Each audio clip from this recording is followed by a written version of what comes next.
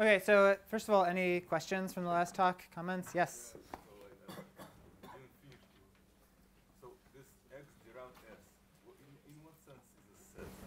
So Does it contract some discrete groupoid or? yes. So for me, a set is a discrete groupoid. Any reason for why there, in case of dirham, it's it's Yes. So what is X dirham of S? X dirham of S, well, it was defined as a prestack to be the set of maps from S reduced to X. And X it's a smooth curve. So like the set of maps from some reduced scheme to some smooth curve, it's definitely a set.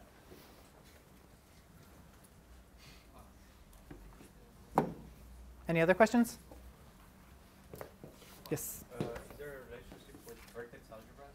Yes, so factorization algebras are a kind of coordinate-free, maybe better to say chiral algebras are a coordinate-free encoding of the axioms of vertex algebras. So that was, as far as I understand, part of the reason Valentin and Drinfeld introduced them in the first place is that they were very confused by these axioms, but they arose in their work, and they wanted to come up with a definition that made more sense to them. So they first invented chiral algebras, which kind of legitimately have a different definition, and then showed their equivalent to factorization algebras, which are very conceptually simple.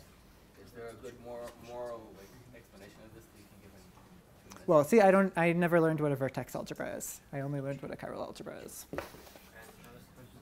Yes. How do you justify the word algebra? Because there is no, I mean. Great question. Excellent question. OK, so the next thing I want to, there are more questions? The question is, how do I justify the term algebra? So here's one example of a chiral algebra, of a factorization algebra. So let's say that A is a commutative algebra.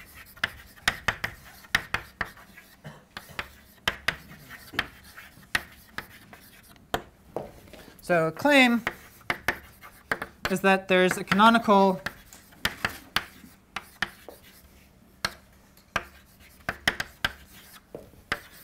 factorization algebra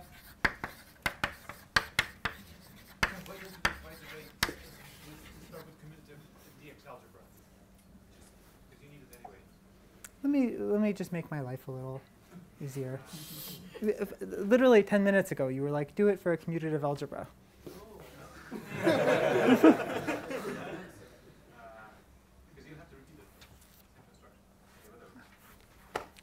See. Sorry, I'm on the last row, but can you explain the following? So, well, we know that chiral algebras are algebras, right? So they are kind of non-additive type of the not-construct Yes. Still, in the end here, you get the candy of D modulus somewhere. Maybe on something fancy, but still the candy of D modulus. No, but factorization algebras, you mean on run space. Yeah. But they aren't, they're more than D modules on run space. So D modules on run space are totally linear, but we have this additional factorization condition. See, a random D module on run space, it's just like attaches a vector space to every finite set of points. What we require for factorization algebras is these.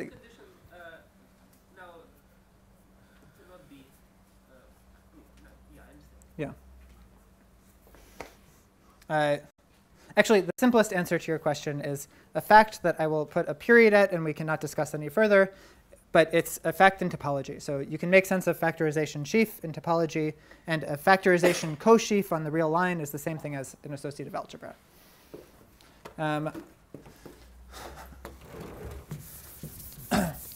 But great exercise.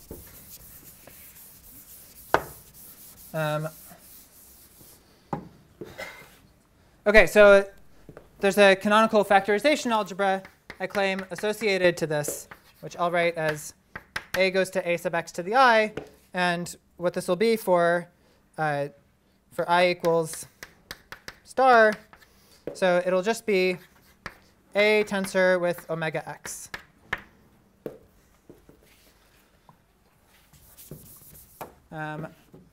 So a question? So OK, confused looks. It's OK. So what's a factorization algebra? I'm supposed to attach to every finite set some d module on x to the I. Finite set I, d module on x to the I. So I'm telling you, first of all, what it is over the first power of the curve. And the answer is, take your commutative algebra A and just tensor it with the dualizing sheaf. So it's some vector space. I can tensor it with any sheaf. OK, so over x squared, what do I do? So I can take, well, so what's the most naive thing I could do? Well, I could start with A tensor omega x, exterior product it with A tensor omega x. But there's a problem, which is that this thing restricts to the diagonal in the wrong way. It restricts to the open part in the correct way, but it restricts to the diagonal in the wrong way. So how can I correct that? Well, let's see if I can do the exercise on the board. So there's a map from here. So delta is the diagonal map. So I can take delta lower star, delta upper shriek of this exterior product. And that gives me A tensor A tensor with omega x. All tensor products are just like over k. And now I want to make this correction. So I see that using my commutative algebra structure, I have a canonical map from this thing to delta star, delta upper shriek of A tensor omega x. So you have an extra, you don't need that delta upper shriek. True. And now what do I do? So I'm going to define my A sub x squared to be the push out. So quick reminder is that push outs in triangulated, well, in DG categories have something to do with cones in the triangulated category. So let's just check that this is like the, has the desired properties. So if I restrict it away from the diagonal, then this, OK, first of all of my functors in sight commute with all colimits. So if I restrict away from the diagonal, then what does this picture turn into? Well, it is like this, the thing that we like away from the diagonal. But then these two terms both die, because they only are supported on the diagonal. And then what happens if I restrict to the diagonal? Then this map becomes an isomorphism, just by construction. And on the other hand, well, what that means is that when I restrict my ax squared to the diagonal, this map becomes an isomorphism. And I see that I got exactly the thing I wanted to start with.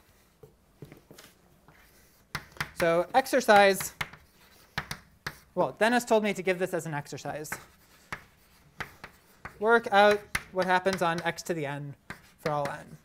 However, this is a slightly cruel exercise.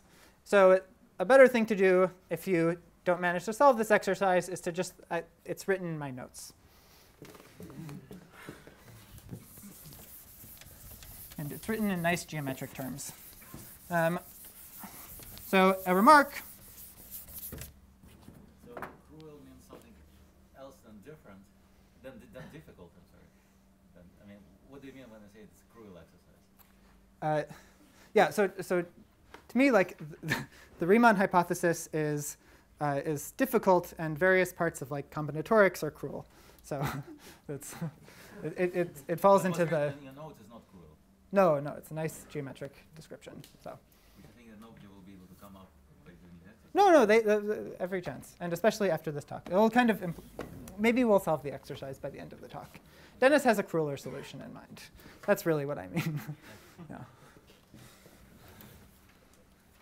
And as posed, it's kind of cruel, because you'll just have a really complicated diagram. And if you try to imitate this, you'll end up with either a complicated diagram or inventing some neat stuff. OK, so this gives us another example of factorization algebras. Again, every time you have a commutative algebra, you get out a factorization algebra. That just looks like A tensor omega x. So that, again, partially gives justification to the algebra in factorization algebra. OK, so next topic is what's called chiral homology.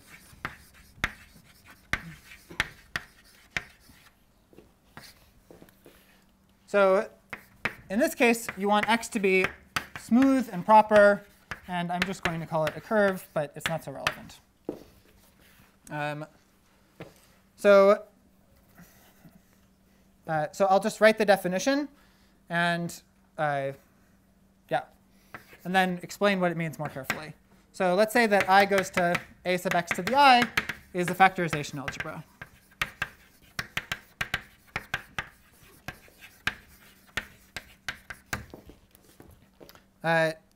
So in this case, as we saw, the run condition is equivalent to giving a map. Sorry, it's equivalent to giving a D module A sub ron x in D of ron x such that for every finite set I, if you take the map x to the I to ron x, that's like, formally, ron x is some colimit. It receives a map from each term in the colimit. Less formally, you think ron x is the moduli space of finite sets of x, and this is a bunch of finite subsets of x. So if you take this map and you restrict a sub ron x, this will go to a sub x to the I. So that's the dictionary here. And now the definition of chiral homology is actually very easy. We just take the cohomology of the corresponding D module on ron x. So definition, the chiral homology of A is the de Rham cohomology of ron x with coefficients in A sub ron x.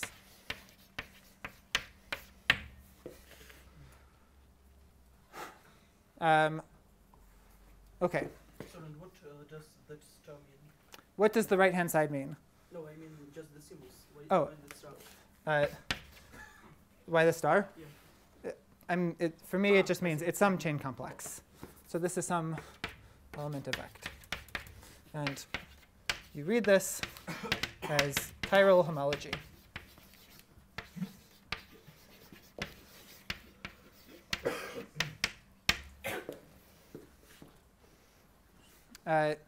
So no one's done limit versus colimit of DG categories, right?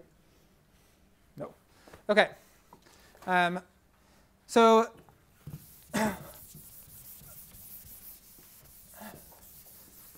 so there are various ways that one can define the chiral homology of ron x in this case. Here's the easiest definition. So do we know what is the Rham cohomology of a D module? no, we don't. That's the exact question I want to answer. So the easiest, well, cheapest definition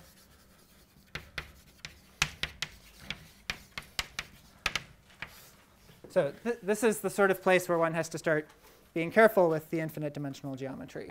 You see, like Dennis and Nick, they're writing this bluish greenish book, and they construct some theory of D modules, but it's really for n schemes. It's great for n schemes, and anything beyond that, you've got to do it yourself. So what's the cheapest definition? So in this case, we can just say that de Rham cohomology on ron x with coefficients in anything is defined to be, so this is well, I'll write a formula. Same thing, but I'll write a little c. So it's compactly supported cohomology on ron x, which by definition is the left adjoint to the functor from vect to d of ron x, sending the vector space k to omega. In other words, omega of ron x makes perfect sense. You think of it as the compatible system of omega of each of the x to the i's. So for D modules on any pre-stack with that sort of right Kahn extension definition, you definitely know it's a contravariant functor. You know what upper shriek is. So I'm saying upper shriek from a point. So this is an annoying definition because I'm exploiting the fact that x is assumed to be proper, which is something. Like you think that Ron space is going to be proper in some sense in the case of x being proper, because it's kind of a union under closed embeddings, in particular proper maps of proper schemes. It's not terribly hard to make sense of it for a general smooth curve, for general whatever variety, but let me punt on this point. What's this happening when x is not proper? What's going wrong? So, okay, here's the answer in the case when x is not proper, as will be explained in. What's your question? So why does that not work when x is proper? No. Forget Ron. X. There's a function pull back, shriek, pull back. And after does have a left adjoint, it doesn't. All the keywords don't have the shriek before it, unless false proper. Right. See, so I could try and make sense of this left adjoint in general, and it wouldn't make sense for a lot of things. Like you need like holonomicity basically in order for that thing to make sense. And the like factorization algebras that occur in nature most of the time are just terribly awful. Like you can't make sense of their compactly supported cohomology. They're things that look like the sheaf of differential operators. They tend to have that size. So it's not always true. For example, in the, well, but yeah. So, any other questions?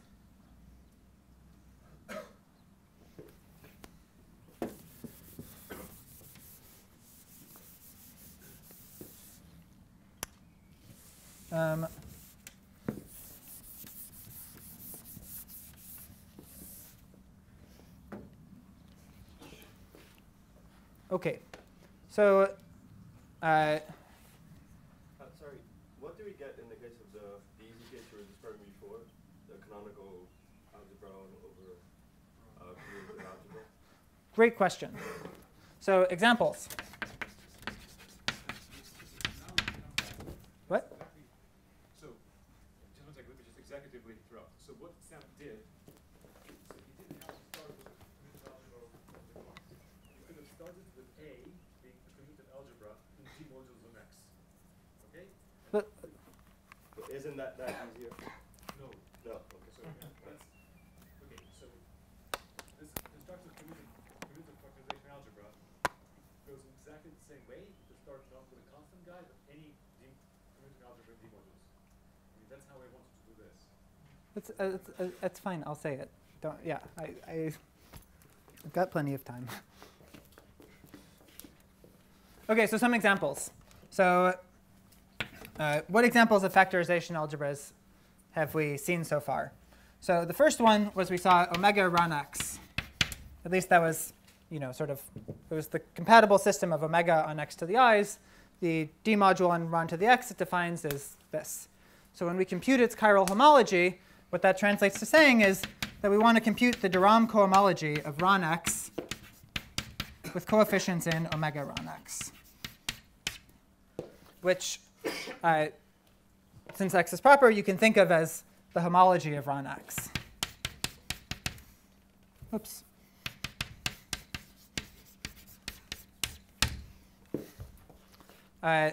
So in this case, nice theorem, which is due to Beilinson and Drinfeld, is that Ron x is actually, you think of it as being contractible. So its homology is just the vector space K concentrated in degree 0 inside of the category of vector spaces. Omega for any x, again, it's the one obtained by your construction from just from the field. You mean it's pulled back? I don't know what construction you mean. It's a factorization algebra, right? It's a factorization algebra. Which is, I mean, it's Oh, the construction with commutative algebras. Yeah, it's the one obtained from K, exactly.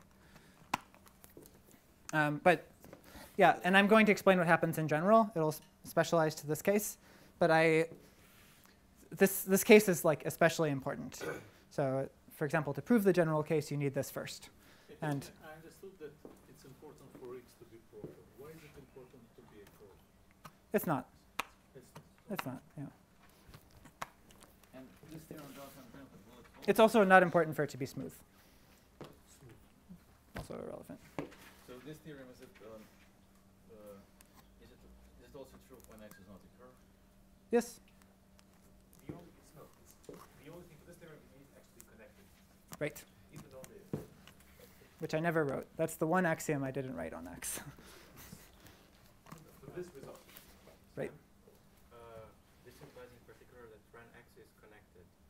Is that how intuitive? Yeah, because if you have a finite subset of points of X, just choose some random base point, choose paths sort of between all of them into X, and apply them all there. So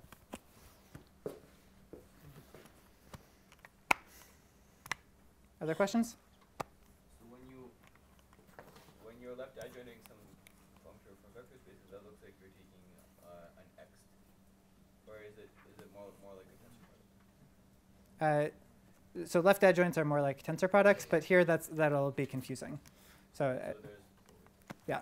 So then why is it cohomology and not homology? Just they're well because omega. So if okay. Let me leave it to discussion afterwards. Yeah. So did you say something about the proof about paths? Yeah, so I haven't said how this is proved. So here's a, It's in the notes. it's in the notes. Actually, no, okay.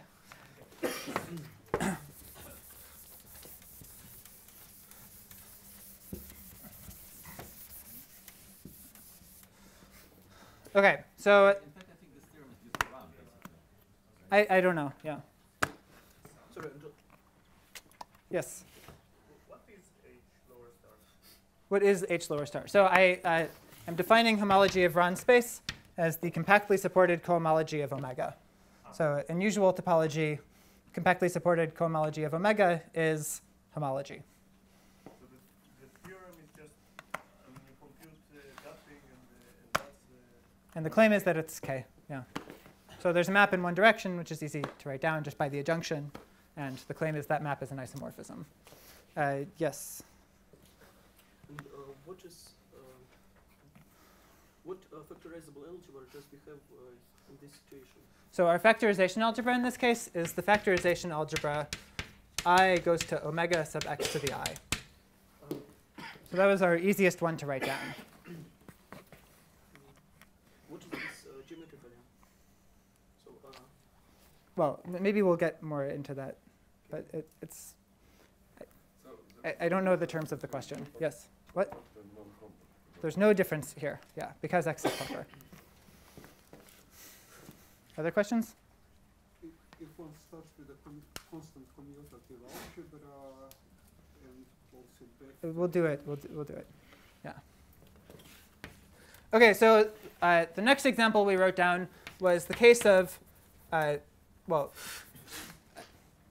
let me write it very loosely as A was the homology of the affine Grassmannian.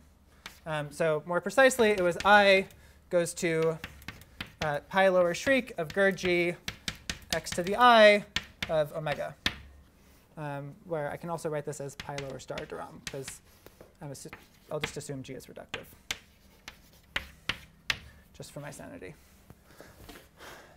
I guess reductive, not reduced. OK.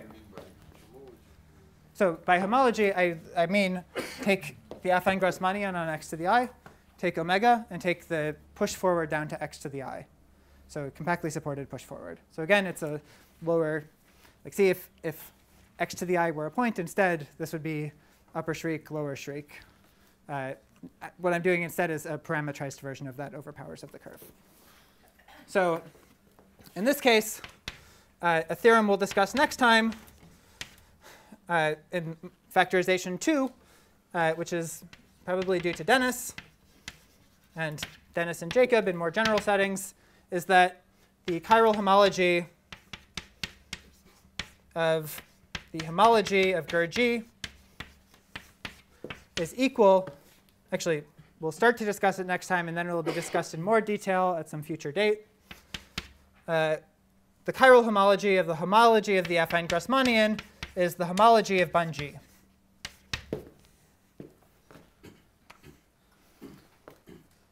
So, which again just means upper shriek, lower shriek on Bun-G. So this philosophical comment is that this reflects the local to global nature of chiral homology.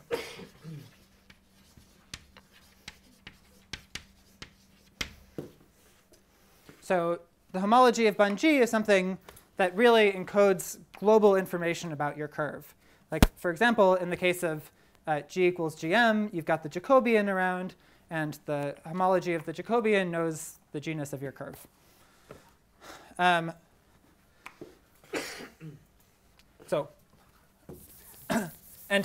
this is really in line with the comments I was making before. Because note that chiral homology, it only depends on your D module on Ron space. It doesn't depend on the factorization structure at all. So I want to write that explicitly. Chiral homology kind of has nothing to do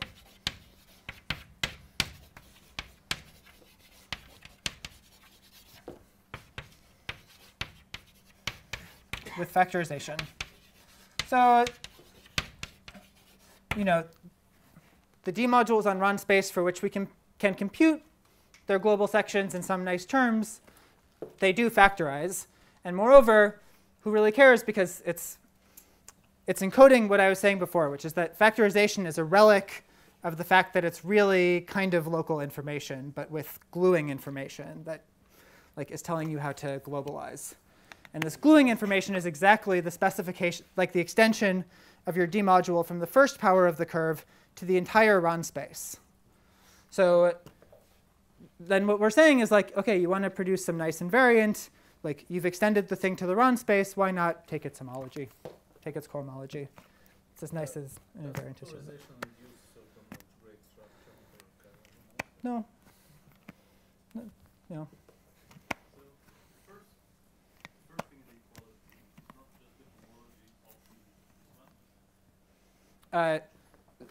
Well, you mean the first thing in this equality? No, I mean, you did the homology and then homology again, right? Right. Homology fiber-wise, and then you did homology. So isn't that just the homology? Oh yeah, it's the homology of, yeah, so you can take, you could pass to the colimit over finite sets I, and you get some version of the affine Grassmannian that lives over all of Ron space. And we'll talk about it in more detail, but let me just say that's totally legitimate. And you get some space that lives over Ron space. This is the homology of that space. Yeah. Yes? So for the reference side, we have this formula. Yes? Can you see that in the right? Yes, so that's what these guys are reproving. Yeah. So there are some explicit methods for computing chiral homology in special cases that we aren't going over here. And those guys exploit those special methods to rederive the Atiyah-Bott formula.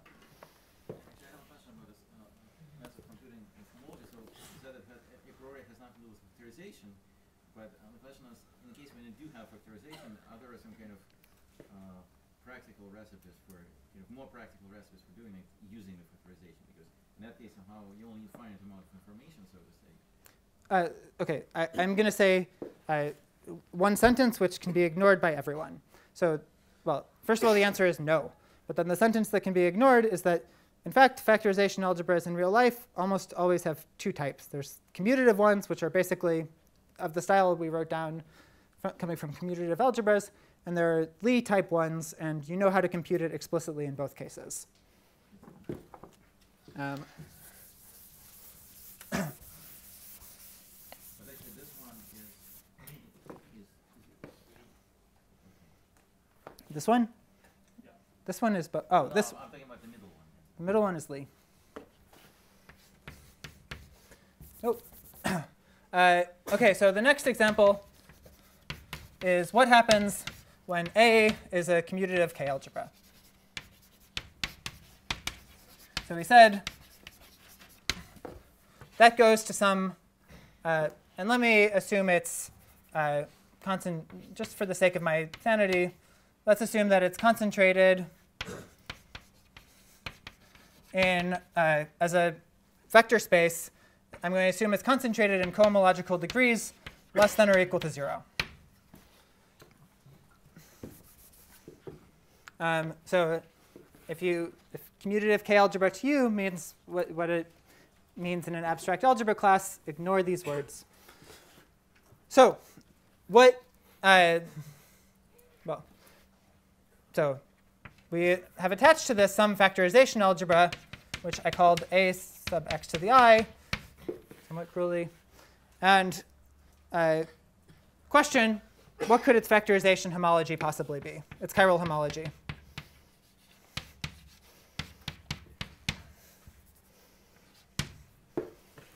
So someone gives you a commutative K-algebra, and you want to produce some global invariant out of the curve. And OK, it's written as homology. It shouldn't be too surprising that it should be concentrated in degrees less than or equal to 0. Any guesses what you could possibly do? You want to just concoct something out of the curve that will be interesting. Functions on the mapping stack? Yes. So namely, if we write y as spec of A, which we're allowed to do because I wrote these words, then let me write it first. Well, OK. So it'll be global sections of the space of maps from x duram to y. So we've discussed already what the mapping stack is. It's global sections of this particular scheme with coefficients in its structure sheaf. So first of all, there's a claim that this really is a scheme. And you use the derived structure for this. So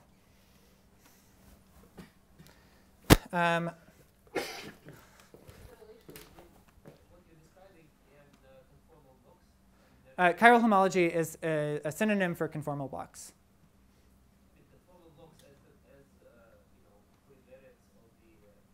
So that works in the Lie case I was talking about before. Yeah. H0.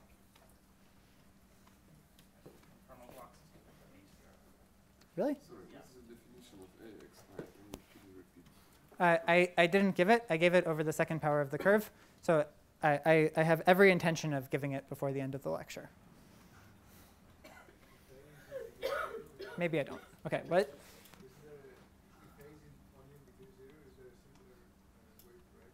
No.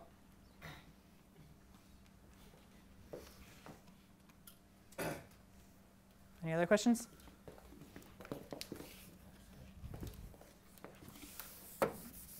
So note, the example I'm erasing right now is a special case of that, because we can understand omega is associated to the commutative algebra K.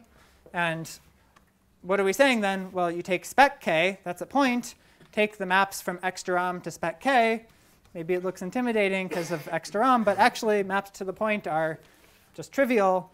And then you're taking global sections with coefficients in O of like a point, you get back K. So no contradiction in mathematics.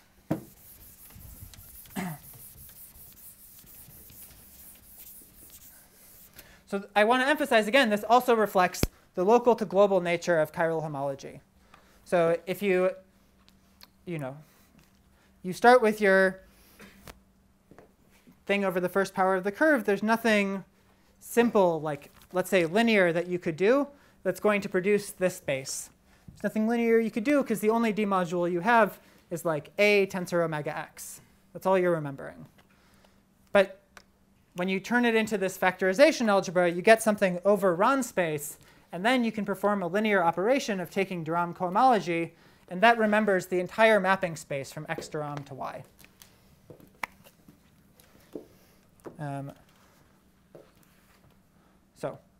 OK, so now we're out of examples, and we need to produce more examples. Question? So, and how does this connect with Hochschild homology? No comment. So, well, yes, Justin was next. No, it's a good question. Postpone until after the talk, okay? It's a great question. Yeah.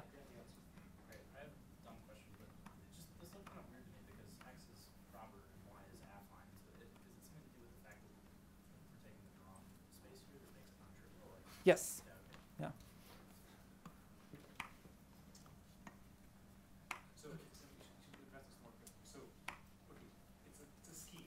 Its underlying classical scheme is just Y, exactly because Y is affine, X is rubber. So it has a non-trivial derivative flaw. Right.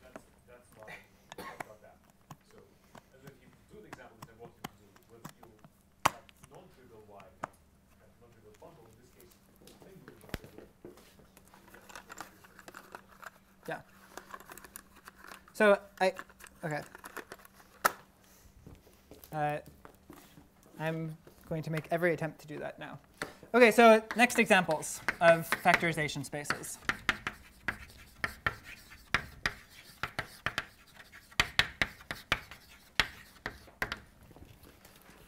Okay, so the first one is suppose that you have some, let's say, pre-stack Y. Well, okay.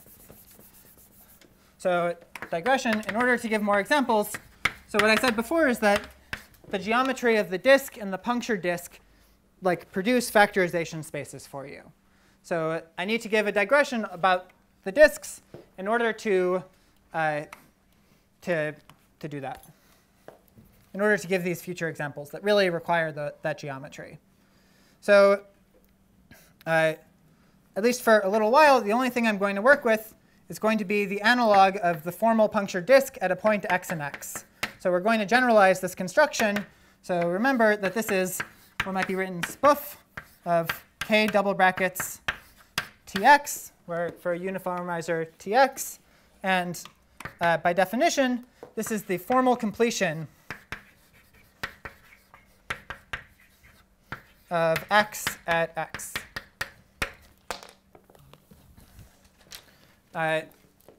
So quick reminder on formal completions, just to set up the conventions. Is t just a formal variable? Tx is a uniformizer at x. It's really a point in a curve. OK, so a quick recap of formal completions.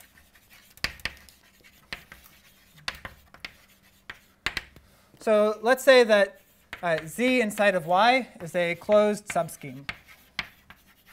Just, it's not so important. It could be any map of pre-stacks, and you could play the same game. Then I'm going to define the, oh, I always get it wrong. Formal completion of y along x.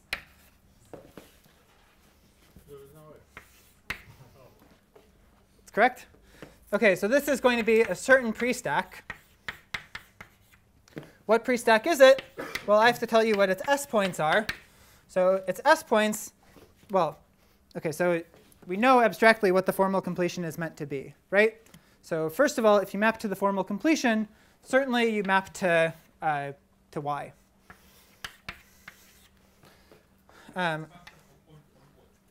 What?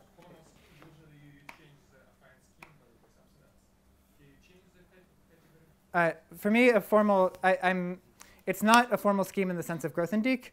It's something slightly different. So it's S is as it was. S is an affine scheme. So I'm defining it as a pre-stack, which means, just to remind, saying what a pre-stack is, to define a pre-stack, I have to tell you what its S points are for every affine scheme S. It's a contravariant functor out of the category of affine schemes. So I'm supposed to give a map from S to Y, but obviously not anyone will do. If it lives far away from Z, then I'm in trouble. So it should have the property that if you take S reduced, this maps through Z.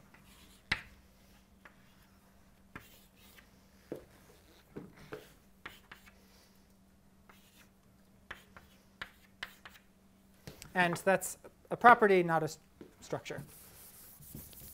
Specifically because S reduced is a classical scheme. So just comment is that this depends, well, I'll say it out loud. A comment is that this depends only on the reduced structure on Z, on the underlying reduced subscheme. OK, so that was the recap. So now we have a precise meaning for this. We don't, well, by definition, spoof of that is that.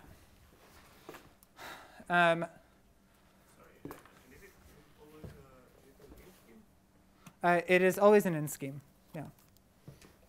And assuming basic, if everything's finite type, it's an in scheme. OK, so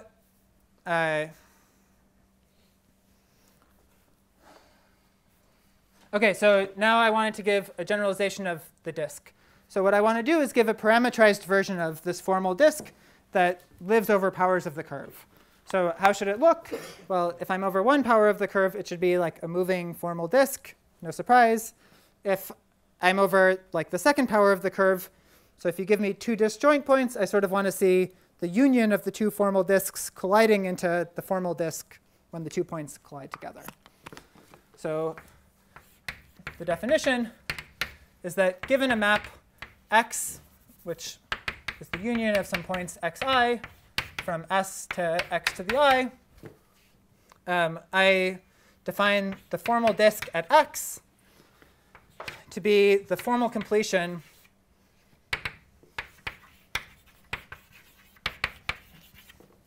of the union of the graphs of the maps xi. So it only depends on the reduced structure, like this map up to the reduced thing. And B only depends on x restricted to S reduced, which is, as is explained in the notes, it's responsible for the fact that these formal disks will descend canonically to x Duram. Namely, they descend to x Duram as the Duram space of this gamma x.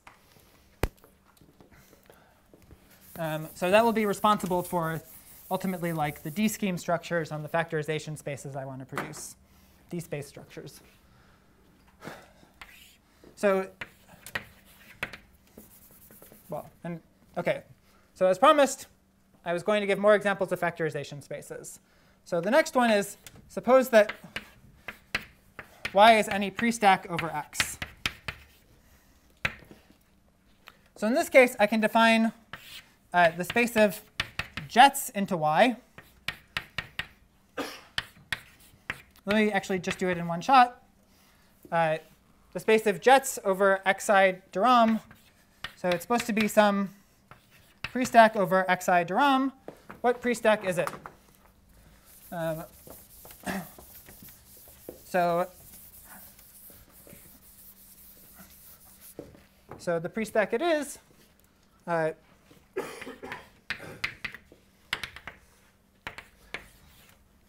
I'm supposed to tell you what S points of it are. So I'm supposed to give a map from S reduced to x to the I. That encodes the structure map. And then after that, what can I possibly do? Well, I can take the graph of the map x, which is, well, I'll just take the reduced. Well, I'll take its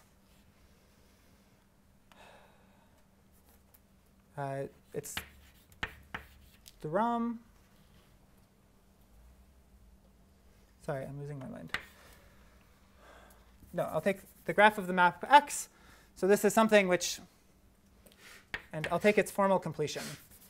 So this is what we called the formal disk of the map at x, the formal disk of the map x. So like you take the union of the graphs. So I should be slightly careful. So I'm going to take the union of the graphs inside of x cross S reduced, embed that inside of x cross S, and take the formal completion.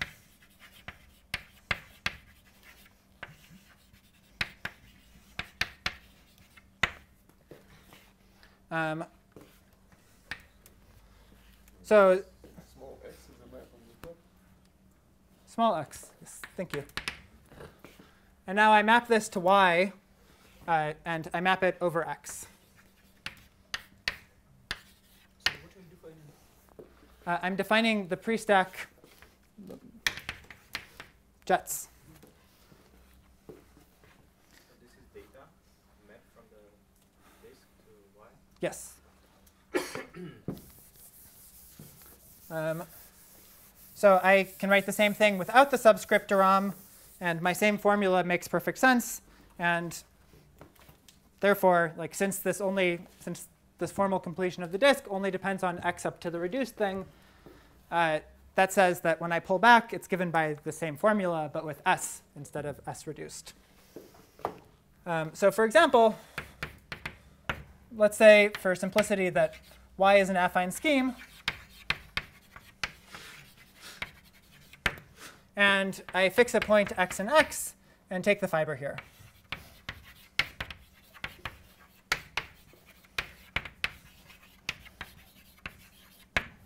So this is what's typically called the scheme y of O sub x.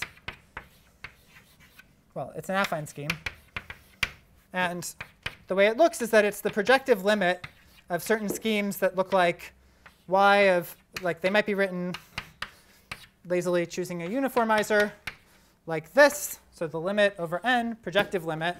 And each of these affine schemes is, for example, it could be regarded as the Weil restriction or the restriction of scalars from the scheme spec of k adjoint tx mod tx to the n to the point of the pullback of y. So in particular, the k points of this are the same as like really the ox points of y. We will especially use this in the case when y is a group. So in this case, it's a group G of O that is encoding like, well, what would be G of ZP in usual p-adic representation theory. So we'll talk about it in great detail more. But this is, in the case of G of O, this is like writing it as a projective limit of the group modulo its congruent subgroups.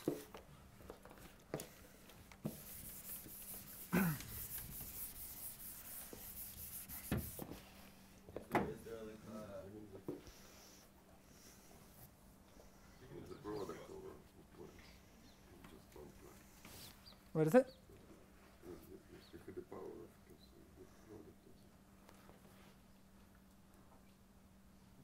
I'm confused. Yes, only 1 point. Yes, right. And what we're doing, what you can think that we're doing in the general case when I'm not just taking a point is that we have spaces that look like products of copies of this according to like the multiplicities in my finite set of the curve. And they're colliding against each other. And it's, again, encoding this principle I said before, that if the geometry really is about the disk, then everything factorizes. So it's a factorization version of the arc space of some scheme. Justin.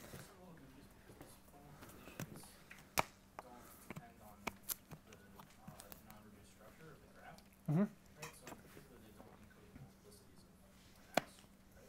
Right.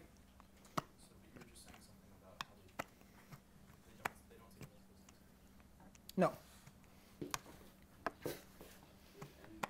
What happens? Can you explain by like very basically what happens when 2 points collide? Let me do it after the talk.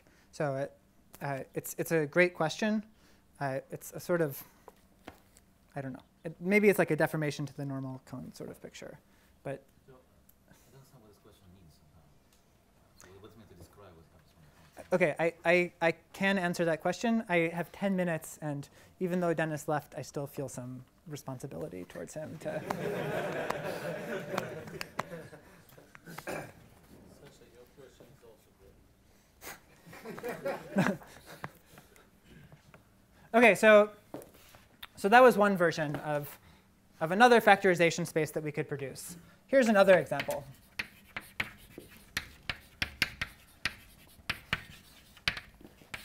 So now if I take y over x DROM to be a D space, in other words, I'm saying y is a pre-stack, we can also associate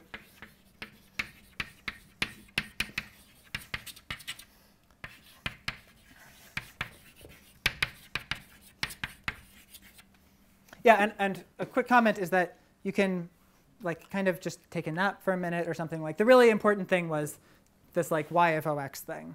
So this one won't really be used for a little while in the conference.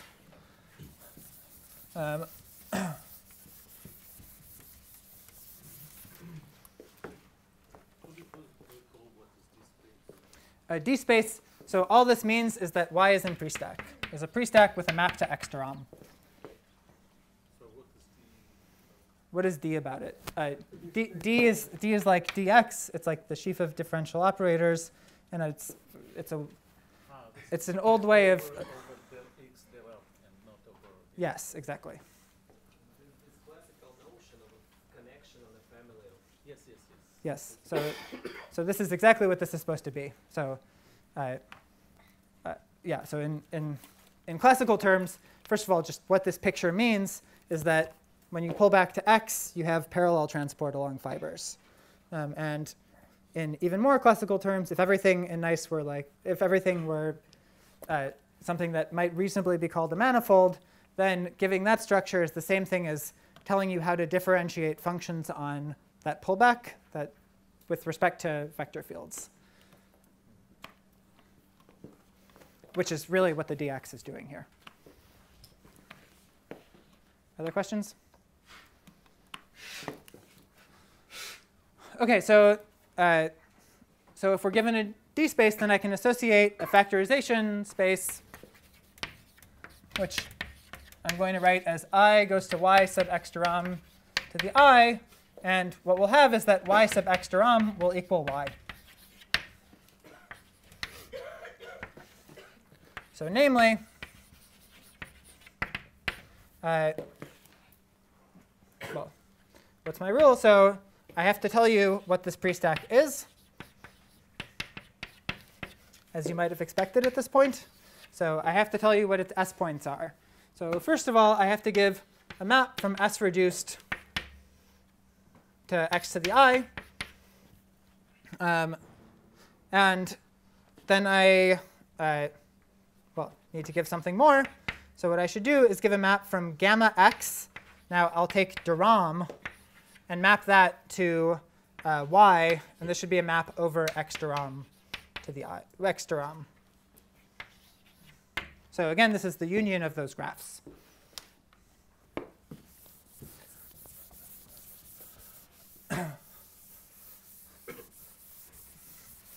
It's easy to see that this space actually does factorize, because when you take, like, sort of, if you had two disjoint points, then what disjoint means is that their graphs are disjoint in this case. That's like what it means to really factor through that open subscheme. So the graphs are disjoint, so the de Rham space is like, it's also just the union of the two spaces. So you take maps from a union to something, it turns into a product.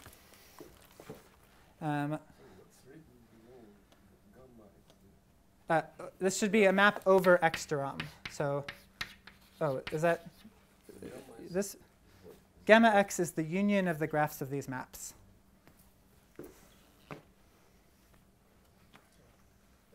Yes. Is there a map from xi to ran, and this is just a pullback? Yes. So the not of, well, what run? There's nothing to pull back yet from run.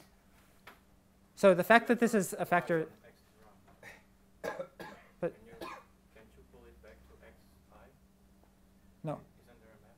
No. Well, there are projection maps, right, from xi to x. X to ran. The rum is different from ron. They're similar vowels, but yeah. But it's a great point. What we've produced is a pre-stack over ron x to rom. Like that's part of what this factorization space encodes, is that whenever you have a factorization space, just ignoring that factorization structure and just remembering Ron's axiom, you can produce some co-limit of spaces that will live over Ron x de Rham, if you like. OK, so this defines a certain like dx space, well, dxi space, and the claim is they factorize. So a useful fact is if y is an affine. Oh, actually, I was going to give one other example. So example is that if I is equal to a singleton set, then I was supposed to show that y sub x duram is equal to y. And what does this parameterize? So y sub x duram parameterizes a map from S reduced to x, and it produces, and it's a map from gamma x duram to y over x duram. But note, this thing here, gamma x, is just going to be S reduced. So this is S duram. So I'm saying that what you're supposed to do to give a map to y is give a map from I want to say it's, well, S reduced is the same as S duram. Did I make a mistake?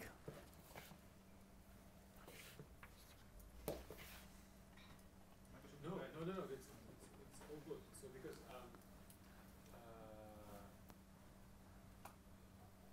yeah, you made a mistake. So Yeah. So this. yes, it's not from x gamma duram, it's gamma duram over S duram with S. Yes.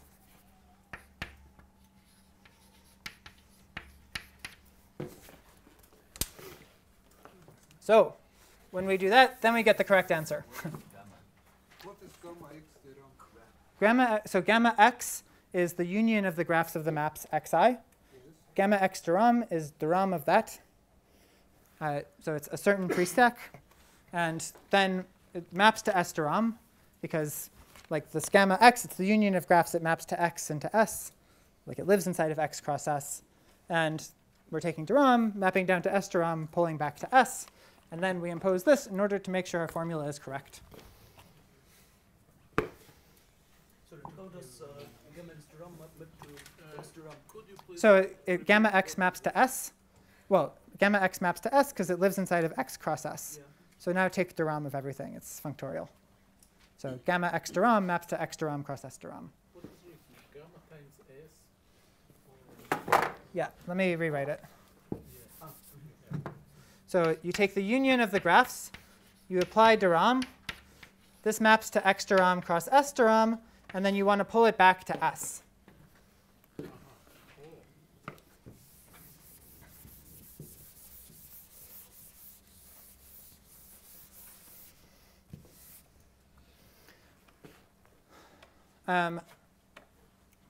OK, so now a fact is that if y is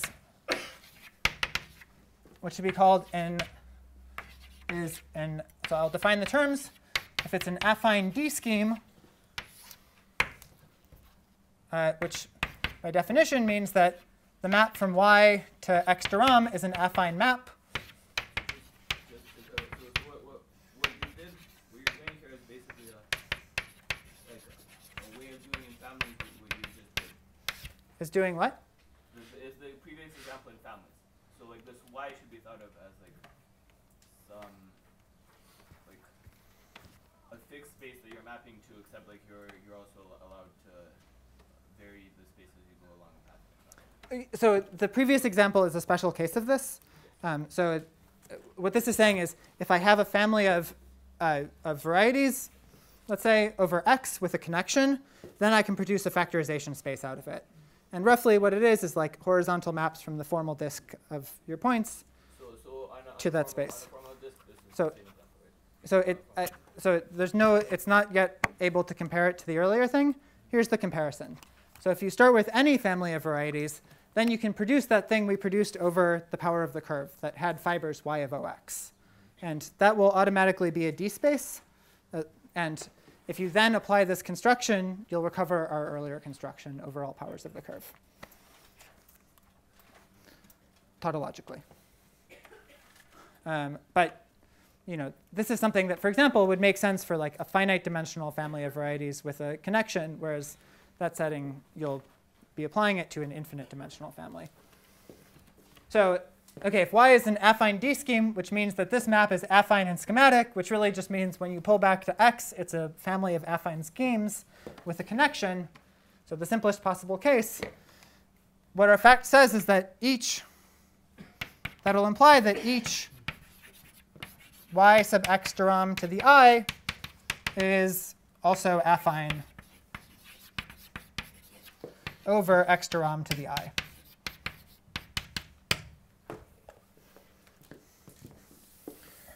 So what that tells us is that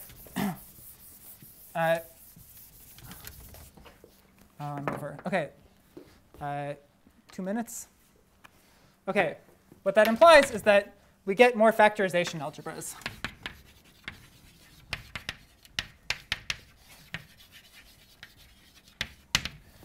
Namely, what I can do is I can assign to each, in the special case when Y is an affine D scheme.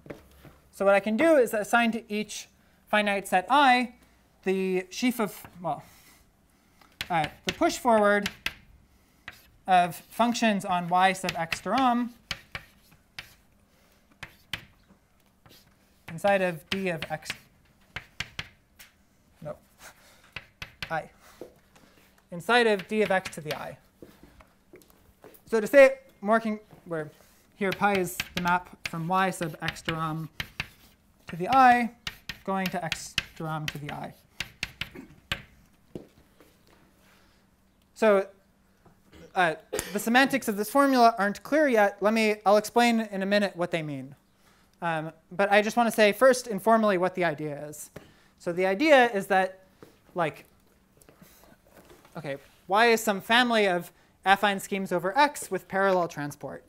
What that buys you at the level of functions is that, like, the functions on Y have a connection. They form a D module. And similarly, the functions on Y over each, like this thing we just constructed out of each x to the I, the same thing is true here. So those will all, functions on each of those spaces will also have a connection. And they'll form a factorization algebra because the space factorizes. Great question. So, like, just it's a choice I'm making. So, see, I can write quasi-co of O of Y de rom to the I. Nope. Y de rom. Yeah. What seems so simple in LaTeX is so hard in practice. So then, like, since this map is schematic, since it's affine, I have a really nicely behaved functor to x to rom to the I.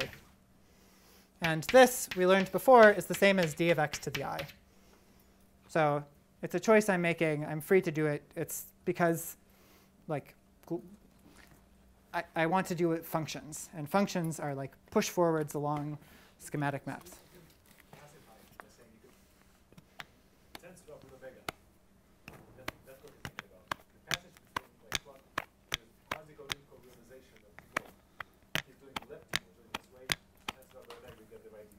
Yeah, so I'll get the same answer if I do omega. That's no, that's not true. But yeah, that was my question because before things I was all the time working with right modules. Now well, this construction, what you do first, you do left module because it's then multiply by omega from x to omega. And if you take omega from the very beginning, what you have to do, you have to pull that omega, so you have to do both push. That's the same time. But how to pull also in the right module sense? No, the right image in the all module sense. You pull back the module and pull forward the module. Oh, I see. So you don't need this. Oh, this O x d rom. Right. So you don't need the connection along the fiber. No, it's along the fiber, no connection. yeah, definitely. Right. So along the fibers, I'm really just taking functions. Like if x were a point instead, I'd be taking functions on y. That would be my entire construction. OK, so now we've produced another factorization algebra, and we can also take its chiral homology. In this case, any guesses what chiral homology gives?